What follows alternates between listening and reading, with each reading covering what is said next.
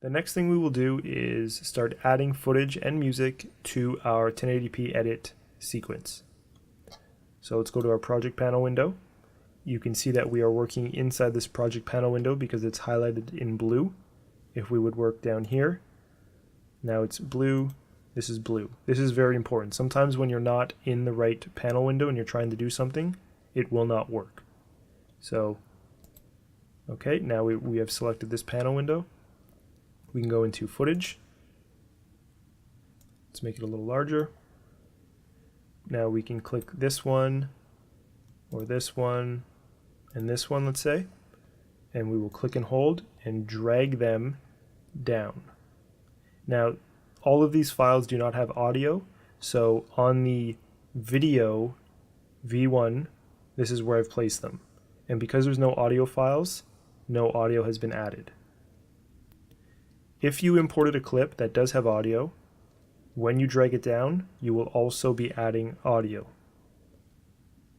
Okay, so now let's go to music, and just like the same thing, we can actually remove that. Okay, so let's use the song Discover. We will click and drag it, and you can see because in our preferences we set it up as bring all audio in as mono, it has taken this stereo track and split it up into two mono tracks. It still sounds and works exactly the same, but now we can easily, if we wanted, hold Alt or Option and click and just get one of them if we wanted. But together, without holding Alt or Option, we can select both channels at once because they are joined together. If we right click, we can go to unlink if we want them separate. Okay, so let's bring our files down right to the beginning of our timeline, right at 0. Okay, so now that we have audio, if we scrub, you'll hear the song.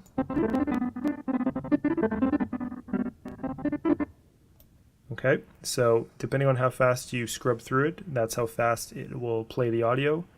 If you want to just play it in real time, then you hit spacebar or come up to our program window and hit play. You will also notice that now we see the footage because it's in our timeline on video track 1 and the eyeball is on.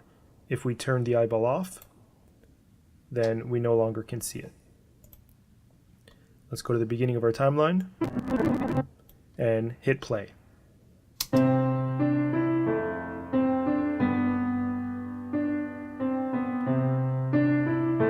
Okay, let's go a little further so we can see a cut.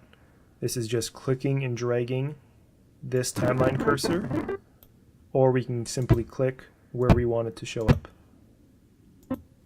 So for now, we'll place it right there. We'll hit play again.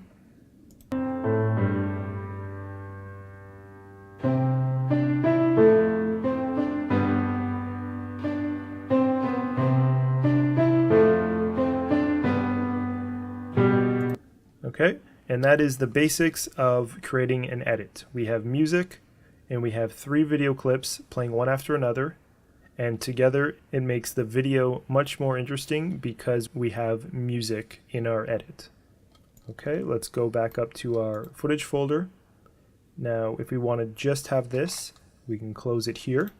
Let's click and hold, and we'll highlight all 3 of those clips, and then we can press delete on our keyboard and remove those. Those do not delete from your hard drive or from your project window. Those only get removed from your timeline sequence. Okay, so let's add all of our clips into our footage by clicking and holding all of them, or we can simply click and drag the footage folder and it'll bring all of them in. We have now placed all our footage one after another into our sequence.